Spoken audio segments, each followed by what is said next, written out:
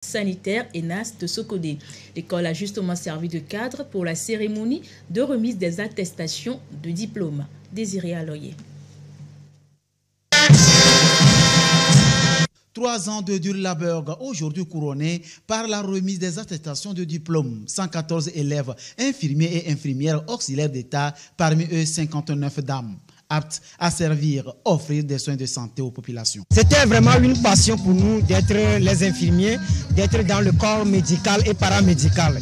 Et donc nous vous promettons être au service de la population avec conscience professionnelle. Pour moi aujourd'hui c'est une grande joie de dire que j'ai passé 3 ans de formation avec des hauts et des bas et aujourd'hui le grand jour est arrivé pour nos diplômes pour pouvoir servir, être au service de nos patients. Je tiens sincèrement à dire un grand merci à la direction de l'École nationale des aides sanitaires et au ministre de la Santé et à tout le gouvernement togolais.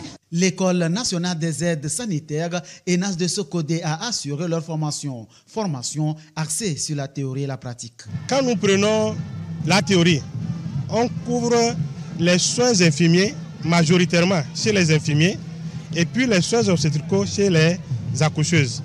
Les volets, c'est identique pour les deux départements, c'est-à-dire à l'école, 2 parties, la théorie, la pratique en situation simulée et puis stage sur le terrain où il y a les malades en situation réelle. On enseigne en dehors des soins infirmiers, la médecine également.